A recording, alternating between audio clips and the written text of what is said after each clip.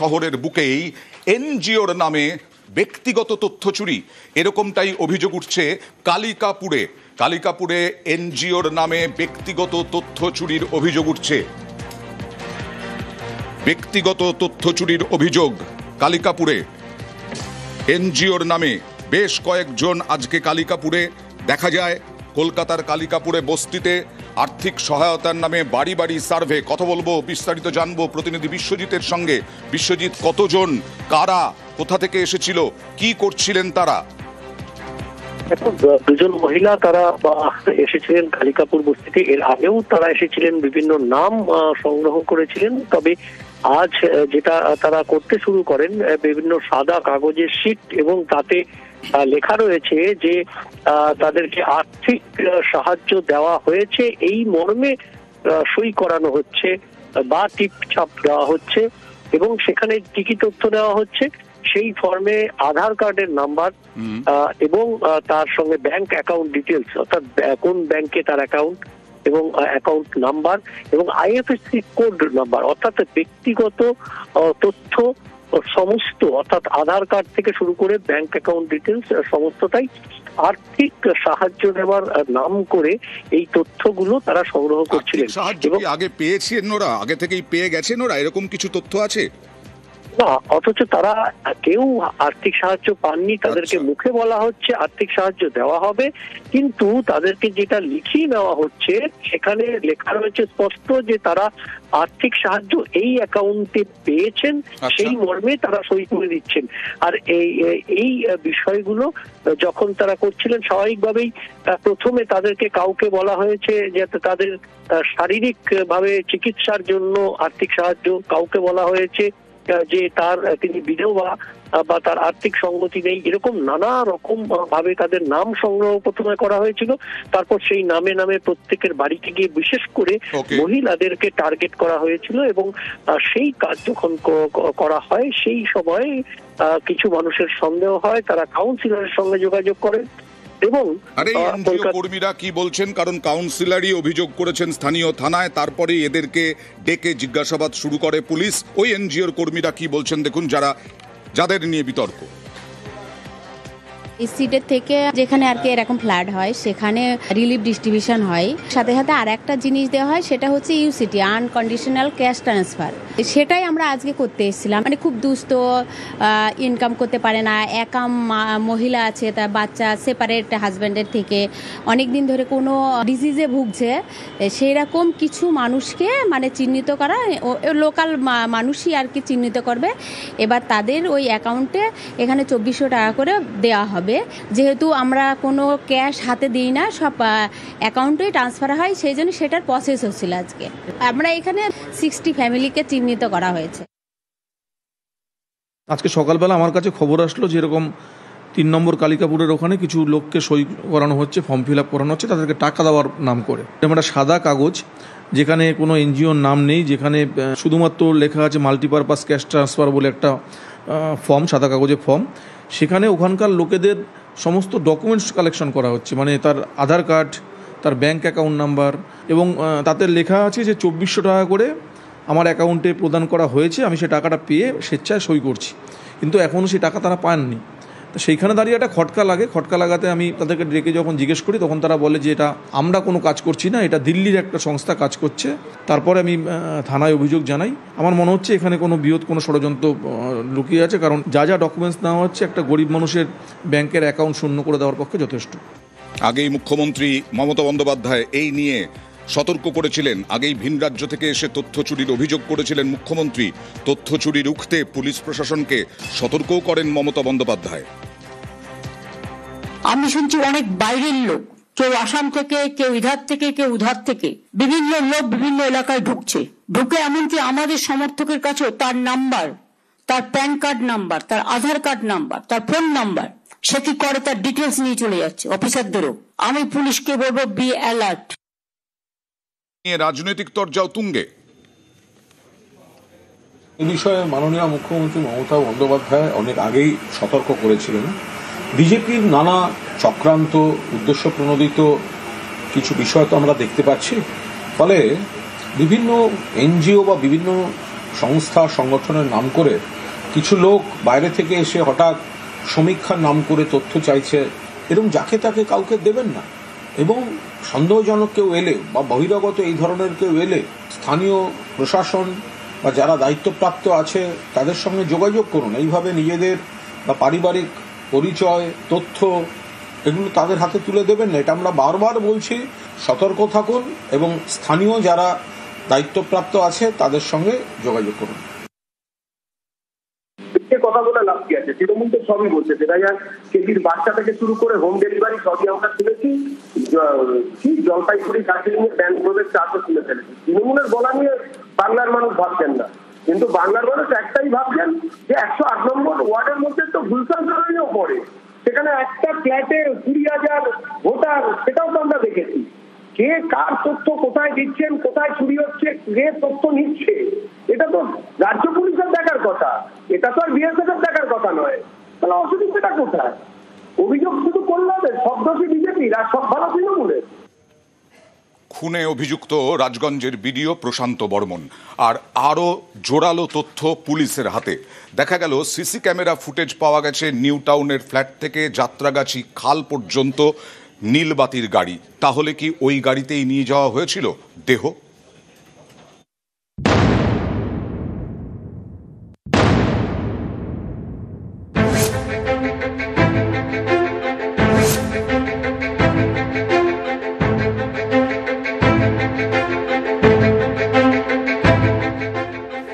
October রাত 8:35 new টাউনের যাত্রাগাছির রাস্তায় নীলবাতির গাড়ি। সিসি ক্যামেরার এই ফুটেজই এখন পুলিশের হাতে। 30 অক্টোবর রাতেই যাত্রাগাছির খালপাড় থেকে উদ্ধার হয় সোনা ব্যবসায়ী স্বপন কামিল্লার ক্ষতবিক্ষত দেহ। স্বপন কামিল্লা বাড়ি পশ্চিম মেদিনীপুরের দাঁতনে, সল্টলেকের দত্তাবাদে সোনার দোকান। অভিযোগ, গত 28 অক্টোবর এই সোনা ব্যবসায়ীকে অপহরণ করা হয়, নিয়ে যাওয়া হয় নিউ টাউনের বহুতলে। 30 অক্টোবর নিউ টাউনের যাত্রাগাছি থেকে ক্ষতবিক্ষত দেহ উদ্ধার হয়। এরপর 1 নভেম্বর জলপাইগুড়ি রাজগঞ্জের বিডিও প্রশান্ত বর্মনের বিরুদ্ধে খুনের অভিযোগ দায়ের করে নিহতের পরিবার। এই ঘটনার তদন্তে একাধিক জায়গার সিসি ক্যামেরা ফুটেজ উদ্ধার করেছে পুলিশ। তাতে দেখা গেছে 28 তারিখ রাতে নিউ টাউনের ফ্ল্যাট থেকে বেরোচ্ছে নীলবাতি লাগানো গাড়ি। নিউ টাউনের নতুন ব্রিজ হয়ে যাত্রাগাছি খালের কাছে পৌঁছয়। নিউ টাউন সেলফি ব্রিজ হয়ে একেবারে যাত্রাগাছি যাওয়ার যে রাস্তা, সেই রাস্তার উপরেই এই যে সিসি ক্যামেরা ফুটেজ, এই ক্যামেরা ফুটেজেই কিন্তু একেবারে ভিডিও যে গাড়িতে করে দেহ ফেলতে যাওয়া হয়েছিল, দেহ ফেলে পরবর্তী ক্ষেত্রে যে ফিরে আসে, এই যে গোটা ফুটেজ ইতিমধ্যেই পুলিশ সংগ্রহ করেছে। এই সেই সিসি ক্যামেরার ফুটেজ, যা দেখেই কিন্তু একেবারে দেহ যে একেবারে লোপাট করার চেষ্টা করা হয়েছিল এবং যাত্রাগাছি খালপাড়ে ফেলা হয়েছিল, গোটা বিষয়টি কিন্তু একেবারে প্রকাশ্যে আসে। নিউ টাউনের বহুতলের কাছে এক প্রত্যক্ষদর্শী দাবি করেছিলেন 28 অক্টোবর রাতে একজনকে বিডিওর গাড়িতে অচৈতন্য অবস্থায় তোলা হয়। একটা ছবি দেখাচ্ছি আপনাকে। এই যে ভদ্রলোক কি এসেছিলেন? হ্যাঁ, কবে এসেছিল? কদিন আগে চুরি করছিল, কি টাকা মারছিল, এখানে বুঝছিলি। আর লোক ভিতরে ছিল আর গেট বন্ধ করে, তারপর অজ্ঞান হয়েছিল মারা। ডাক্তার দিয়েছে না, গাড়ি নিয়ে চলেছিল, আবার আসছিল। কাকে মারছিল? একটা লোককে। অনেকের প্রশ্ন, তাহলে কি বিডিওর গাড়িতে করে যাত্রাগাছি খালপাড়ে ফেলা হয় সোনা ব্যবসায়ীর দেহ? আগেই 28 অক্টোবর দুপুরের সিসি ক্যামেরা ফুটেজ হাতে পেয়েছে পুলিশ। সেখানে দেখা গেছে সল্টলেকের দত্তাবাদ থেকে নীলবাতি লাগানো একটি সাদা গাড়িতে তোলা হয় সোনা ব্যবসায়ী স্বপন কামিল্লাকে। সেখানে ছিল আরো একটি কালো গাড়ি। দুটি গাড়ি পৌঁছয় নিউ টাউনের বহুতলের সামনে। সাদা গাড়ি থেকে নামানো হয় সোনা ব্যবসায়ীকে। অভিযোগ, কলার ধরে তাকে বহুতলের ভেতর নিয়ে গিয়ে মারধর করা হয়। সেই সময় কালো গাড়ি থেকে নামেন বেশ কয়েকজন, তারাও ভেতরে ঢুকে যান। সিসি ক্যামেরার ফুটেজে আরো দেখা গেছে বহুতলের সামনে থামে 3টি বাইক। বাইকে যারা ছিলেন তারাও বহুতলের ভেতরে ঢোকেন। জানা গেছে 20 অক্টোবর এবং 29 অক্টোবরের বিমানবন্দরের সিসি ক্যামেরা ফুটেজেও হাতে পেয়েছে পুলিশ। সেখানে দেখা গেছে রাজগঞ্জের বিডিও প্রশান্ত বর্মনকে। ফলে বিডিওর বিরুদ্ধে জোরালো তথ্য প্রমাণ পুলিশের হাতে। সোনা ব্যবসায়ী খুনের ঘটনায় চুরিতে অভিযুক্ত অশোক কর এবং 3 জন প্রত্যক্ষদর্শীকে জিজ্ঞাসাবাদ করেছে পুলিশ। দত্তাবাদ এলাকার বেশ কয়েকজনকেও জিজ্ঞাসাবাদ করা হয়েছে। এই ঘটনায় জড়িত সন্দেহে 3 জনকে চিহ্নিত করেছে পুলিশ। ক্যামেরায় নলিন কুমারের সঙ্গে অনুপ চক্রবর্তী, নিউজ 18 বাংলা। বিডিও খুনে অভিযুক্ত দুজনকে গ্রেফতার করলো 12 দিন পর পুলিশ। তার মধ্যে বিডিওর বন্ধু তথা ঠিকাদার এবং বিডিওর গাড়ির ড্রাইভার, তাদের 12 দিনের পুলিশ হেফাজত।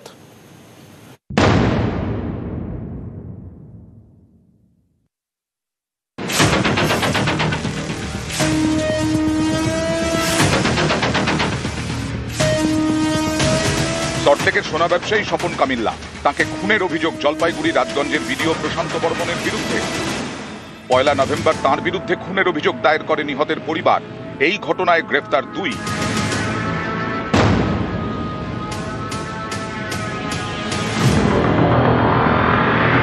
ধৃতদের মধ্যে একজন রাজু ঢালি, রাজগঞ্জের বিডিওর গাড়ি চালক, তাঁকে ইকোপার্ক এলাকা থেকে গ্রেফতার করা হয়। আর একজন তুফান থাপা, রাজগঞ্জের বিডিওর বন্ধু এবং ঠিকাদার, তাঁকে গ্রেফতার করা হয় শিলিগুড়ি থেকে। তদন্তকারীদের দাবি এই তুফান রাজগঞ্জের বিডিও প্রশান্ত বর্মনের ঘনিষ্ঠ। তাঁর বাড়ি আলিপুরদুয়ারের চিনচুলা চা বাগানে। এখানেই থাকেন প্রথম স্ত্রী, তিনি ক্যান্সার আক্রান্ত। এই বাড়িতেই থাকে 2 সন্তান এবং তুফানের মা বাবা।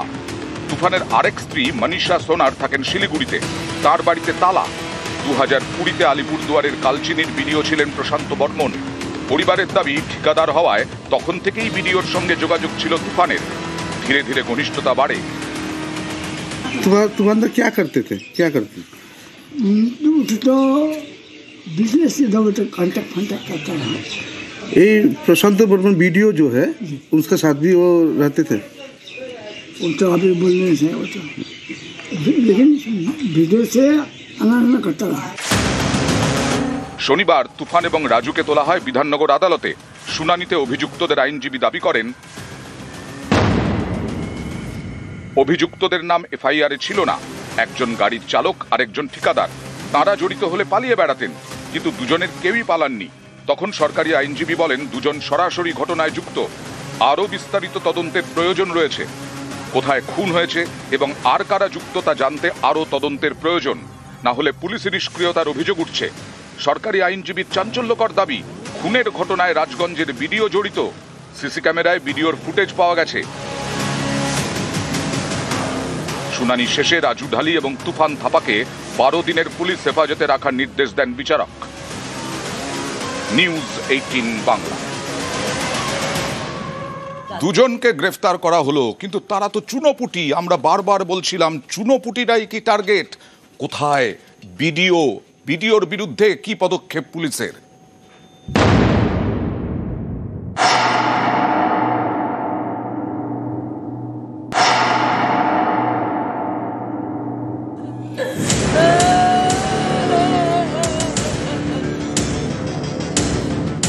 নিউ টাউনের যাত্রাগাছি গত 30 অক্টোবর এখান থেকে উদ্ধার করা হয় সোনা ব্যবসায়ী স্বপন কামিল্লাকে। তাকে খুনের অভিযোগ জলপাইগুড়ি রাজগঞ্জের বিডিও প্রশান্ত বর্মনের বিরুদ্ধে।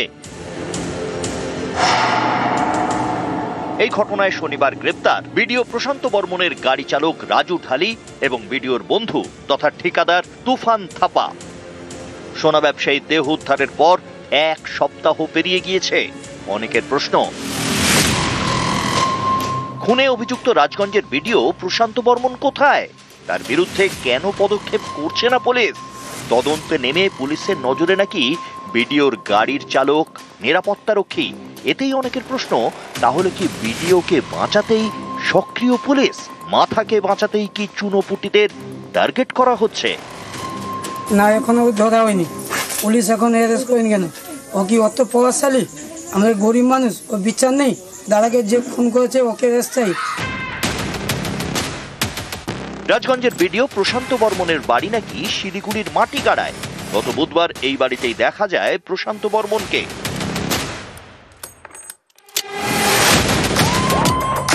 শনিবার এই বাড়ির গেটে তালা। সোনা ব্যবসায়ী খুনে অভিযুক্ত রাজগঞ্জের বিডিও। তার বিরুদ্ধে একের পর এক চাঞ্চল্যকর অভিযোগগুলিকে জোরালো করছে নানা তথ্য প্রমাণ। কিন্তু বিডিও কিছুই মানতে নারাজ। তার মুখে বারবার শুধু চক্রান্ত আর ষড়যন্ত্রের তত্ত্ব। তদন্তে নেমে পুলিশ জানতে পারে 20 অক্টোবর কলকাতায় আসেন রাজগঞ্জের বিডিও প্রশান্ত বর্মন। বাগডোগরা থেকে ইন্ডিগোর বিমানের number 6E135, seat number 25E। 29 অক্টোবর কলকাতা থেকে বিমানেই শিলিগুড়ি ফিরে যান প্রশান্ত বর্মন। বিমানবন্দর থেকে সিসি ক্যামেরা ফুটেজ সংগ্রহ করে পুলিশ। সেখানেও নাকি ভিডিও প্রশান্ত বর্মনকে দেখা গিয়েছে। মিলেছে বিমানের টিকিটের নম্বরও।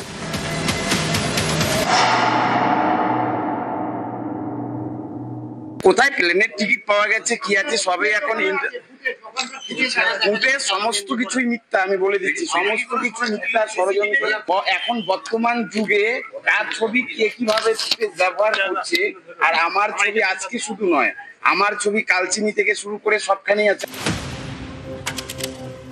28 অক্টোবর অপহরণ, 30 অক্টোবর সোনা ব্যবসায়ীর দেহ উদ্ধার হয়। খুনের অভিযোগ ভিডিও প্রশান্ত বর্মনের বিরুদ্ধে। আমি কিভাবে চিনব স্বপন কামিল্লাকে বলুন? আর আমার চেনার কি দরকারই আছে? আপনি কলকাতায় এসেছিলেন কবে? আমি কলকাতা গিয়েছিলাম অনেকদিন আগে। মানে 27-28 অক্টোবর আপনি কোথায় ছিলেন? আমি কলকাতায় যাইনি, 27-28 কলকাতায় যাই। সোনা ব্যবসায়ী স্বপন কামিল্লার বাড়ি পশ্চিম মেদিনীপুরের দাঁতনে। অভিযোগ, গত অগাস্টে সেখানে যান রাজগঞ্জের ভিডিও প্রশান্ত বর্মন। সেই ভিডিও তোলে স্বপনের পরিবার।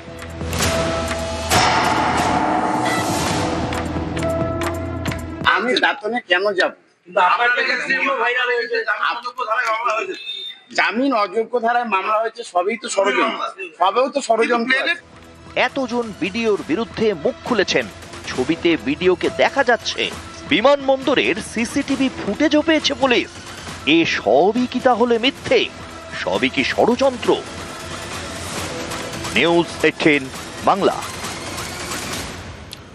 গত কয়েকদিন আগেই এই ভিডিও প্রশান্ত বর্মন তার বাড়ি মাটিগাড়ায়, সেখানে গিয়েছিলেন আমাদের প্রতিনিধি। সেদিন হম্বিতম্বি সাংবাদিকের ওপরে, আর আজকে আবার বেপাত্তা। গতকাল নির্বাচন কমিশনের চাপে পড়ে তিনি এলেন বৈঠকে এবং তারপরে তার পুরো অস্বীকার, চক্রান্ত এইসব বললেন। আর আজ মাটিগাড়ায় আমাদের প্রতিনিধি গেলেন তার খোঁজে, কিন্তু মাটিগাড়ার সেই বাড়ি তালা বন্ধ।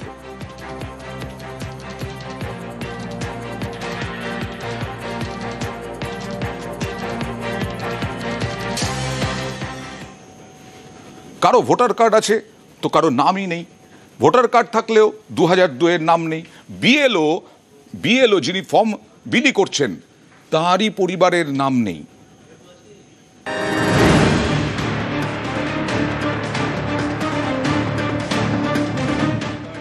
হুগলির চুচুড়ার বাসিন্দা অমিতা বিশ্বাস কেওটার 196 নম্বরের বুথ লেভেল অফিসার।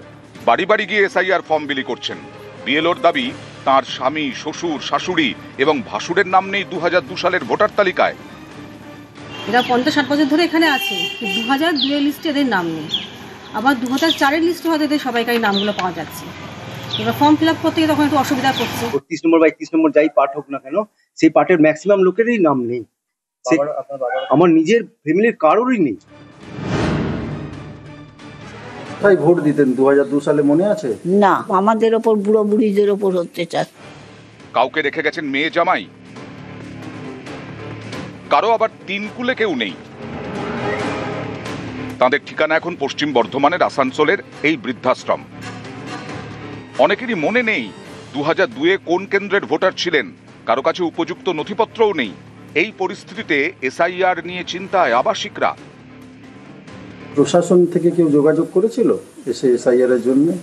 না, কোথায় ভোট দিতেন 2002 সালে, মনে আছে?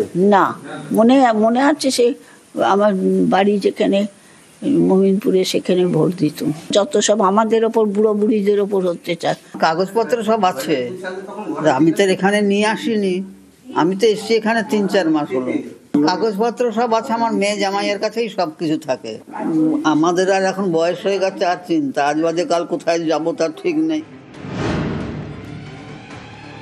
সেরকম প্রয়োজন হলে আমরা স্পেশাল ক্যাম্প করে দেবো। কিছু জায়গাতে যদি বৃদ্ধাশ্রম থেকে সেখানে করা হবে, কিছু জায়গাতে যদি কোনো জায়গাতে কোনো নাইট শেল্টার ইত্যাদি এরকম জায়গাতে, সেইরকম জায়গাতেও আমরা করার। স্বামীর নামে নাই, আমার নামে নাই। আমি 2 বার ধরে ভোট দিয়েছি। আমার ছেলে লাল নিয়ে কি হবে, আমার মায়ের কি হবে বলো? আমি কি কোথায় যাবো আমি তাহলে? ইনি পশ্চিম মেদিনীপুরের চন্দ্রকোনার বাসিন্দা ঠান্ডা পাল। বাড়ি ভবানীপুর গ্রামে। ঠান্ডা পালের বয়স এখন প্রায় 85। তার ভোটার কার্ড রয়েছে, পরিবারের দাবি তিনি একাধিকবার ভোট দিয়েছেন। এদিকে 2002-এর ভোটার তালিকায় তার নাম নেই, তার পরিবারের কারো নাম নেই বলে দাবি। আমার ভোট নাই কেন? আমার ভোটের ভোট আমি দিয়েছি, ভোটের নাম নাই কেন? স্বামীর নামও নাই, আমার নামও নাই। আমি 2 বার ধরে ভোট দিয়েছি। আমার ছেলে লাতি লাদিনি কি হবে? আমার মায়ের কি হবে বলো? আমি কি কোথায় যাবো আমি তাহলে? ঠাকুমা, আমার বাবা মা সবাই 1995 সালে ভোট দিয়েছে। ধরতে পারেন 30 বছর এখানকে চলে এসেছি এই চন্দ্রকোনা ব্লকেতে, কিন্তু তবুও আমরা এই 2002 সালে ভোটার লিস্টে নাম খুঁজে পাচ্ছি না। ওই জন্য প্রচুর সমস্যা হচ্ছে, আমাদের সবারই প্রচুর টেনশন। নিউজ 18 বাংলা। আমরাই দেখিয়েছিলাম বুথ লেভেল অফিসাররা যেখানে সেখানে বসে এসআইআর ফর্ম বিলি করছেন। আর এবার বিএলও 8 বিএলওকে শোকজ করল নির্বাচন কমিশন। মুখ্য নির্বাচনী আধিকারিক শোকজ করলেন 8 বুথ লেভেল অফিসারকে। কথা বলবো প্রতিনিধি সম্রাজের সঙ্গে। সম্রাজ, দেখো, এই প্রথম এসআইআর প্রক্রিয়া চলাকালীন শাস্তিমূলক পদক্ষেপ নিল নির্বাচন কমিশন। 8 জন বুথ লেভেল অফিসার, অর্থাৎ যারা সরকারি আধিকারিক হিসেবে কাজ করছিলেন, বুথ লেভেল অফিসার হিসেবে তাদেরকে শোকজ করা হয়েছে এবং শোকজের উত্তর দ্রুত দিতে বলা হয়েছে। কেন শোকজ করা হয়েছে? মূলত তারা এসআইআর এর ফর্ম বাড়িতে বাড়িতে দেওয়ার বদলে বিভিন্ন স্কুল, বিভিন্ন রাজনৈতিক দলের পার্টি অফিস এখান থেকে এসআইআর এর ফর্ম দিচ্ছিলেন, আর সেই কারণেই তাদেরকে শোকজ করা হয়েছে বলেই কমিশন সূত্রে খবর। ইতিমধ্যেই কমিশন নির্দেশ দিয়েছে জেলা শাসকদের যে বারবার সতর্ক করা সত্ত্বেও যদি বুথ লেভেল অফিসাররা বাড়িতে বাড়িতে এসআইআর ফর্ম না দেওয়ার বদলে কোনো পার্টি অফিস ক্যাম্প করে বা কোনো স্কুল থেকে যদি দেয়, তাহলে তাকে শোকজ করতে হবে এবং প্রয়োজনে তার বিরুদ্ধে বিভাগীয় তদন্ত শুরু করতে হবে। এবং তারপরেই কিন্তু কমিশনের কাছে দেখা যায় যে আজ দুপুরের পরেও বেশ কিছু হ্যাঁ সম্রাট, এই 8 জন বুথ লেভেল অফিসারকে শোকজ করা হয়েছে। বাড়িতে, রাস্তায়, মুদি দোকানে এসআইআর ফর্ম বিলি করছিলেন। আর এরপর এর আগে 8 বিএল এর বিরুদ্ধে এফআইআর, বুথ লেভেল এজেন্টদের বিরুদ্ধে এফআইআর, একাধিক বিএল এর বিরুদ্ধে এফআইআর, বিভিন্ন দলের। কথা বলবো প্রতিনিধি সম্রাজের সঙ্গে। সম্রাজ, দেখো, বুথ লেভেল এজেন্ট অর্থাৎ বিভিন্ন রাজনৈতিক দলের হয়ে যারা বুথ লেভেল এজেন্ট হিসেবে কাজ করছেন, তাদের মধ্যে থেকে 8 জন বুথ লেভেল এজেন্টের বিরুদ্ধে এফআইআর করার নির্দেশ দিয়েছে কমিশন। তার কারণ মৃত ভোটারদের এসআইআর এর ফর্ম দেওয়ার জন্য তারা বাধ্য করছিলেন বুথ লেভেল অফিসারদের, তেমনটাই অভিযোগ এসেছে কমিশনের কাছে। এবং নির্দিষ্টভাবে সেই অভিযোগ এসেছে কয়েকটি রাজনৈতিক দলের বুথ লেভেল এজেন্টদের বিরুদ্ধে। এবং সেই কারণেই এই নির্দেশ দেওয়া হয়েছে নির্বাচন কমিশনের তরফে যে 8 জন বুথ লেভেল এজেন্ট অর্থাৎ বিভিন্ন রাজনৈতিক দলের কর্মী যারা, তাদের বিরুদ্ধে এফআইআর করান। এবং ইতিমধ্যেই সেই নির্দেশ সংশ্লিষ্ট জেলা শাসকদের কাছে পৌঁছেছে বলেই কমিশন সূত্রে খবর। বেশ,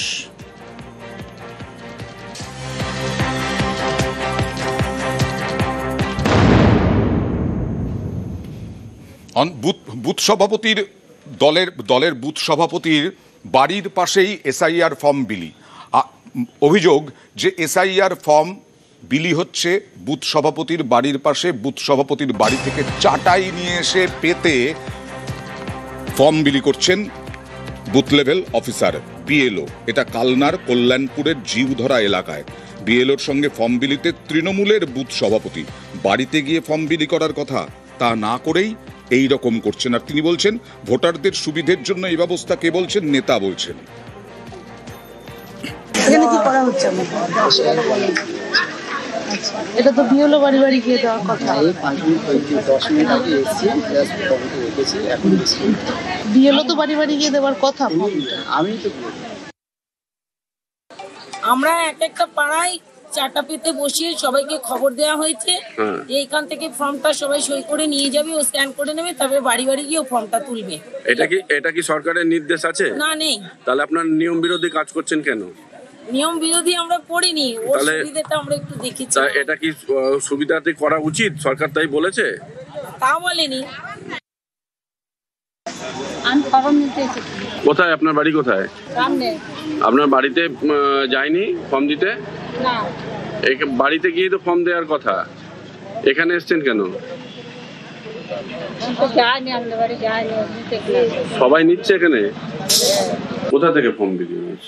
এটা তৃণমূলের বুথ সভাপতির বাড়ি থেকে ফর্ম দিচ্ছিল এবং আমরা বিরোধিতা করার প্রতিবেশী হিসাবে তখন ওটা তার বাড়ির পাশেই সংলগ্ন এলাকায় ওটাকে দেওয়া হয়েছিল। বিএলওকে তার প্রত্যেকের বাড়ি বাড়ি গিয়ে ফর্ম দেওয়া বা নেওয়ার এইটা রয়েছে, কিন্তু আমরা তো সেটা সবাই অবাক হয়ে গেছি যে কেন এইভাবে রাস্তায় বসে কারো কোনো দলের প্রতিনিধি বাড়িতে বসে এটা দেওয়া হবে। আর দত্তপুকুরের অবস্থা দেখুন, দত্তপুকুরে এক বিএলও আইসিডিএস সেন্টারে বসেই ফর্ম বিলি করছেন, মানে অঙ্গনওয়াড়ি কেন্দ্রে বসেই ফর্ম বিলি করছেন দত্তপুকুরে। উত্তর 24 পরগনার দত্তপুকুরের মাইকেল নগর। বিএলওর বিরুদ্ধে সরব গ্রামবাসীরা। বাড়ি গিয়ে এসআইআর ফর্ম বিলির নির্দেশ কমিশনের হুঁশিয়ারির পরেও টনক নড়েনি। বাড়ি বাড়ি যাচ্ছেন না কেন? আপনি এখানে বসে দায়িত্ব নিন না। না, আপনি এখানে বসে দাঁড়ানো কার কথা দিচ্ছেন? 239 নম্বর পার্টে উনি এই আইসিডিএস স্কুলে বসে বিলি করছে। স্কুলের আইসিডিএস দিদিমণি ওনাকে বসতে দেওয়ার পারমিশন দেয় কি করে? না, উনি মানুষকে হ্যাকেল করছে, মানুষকে হয়রানি করছে, মানুষ ছোটাছুটি দৌড়াদৌড়ি করছে, মানুষকে টোটালটা হয়রানি করছে। আমরা চাচ্ছি বিএলও যিনি আছেন সরকারি আধিকারিক, তিনি প্রত্যেকের বাড়ি যাবে, মানুষের যে পরিষেবা দেওয়ার ওনার গাইডলাইন আছে সেটা দেবে। স্যার, নির্বাচন কমিশনার যে নির্দেশ দিয়েছে সেটা কি এখানে বসতে পারেন স্কুলে? না, বসতে পারি না। আমরা এটা শর্টিং করছিলাম, আমরা চলে যাচ্ছি পাড়ায়। পাবলিক যদি এরকম জুলুম করে, বুঝলেন, এটা কি করবো বলেন, দু একটা দিতে হয়েছে। বাড়িতেই যাওয়ার নিয়ম, এটা আমি জানি।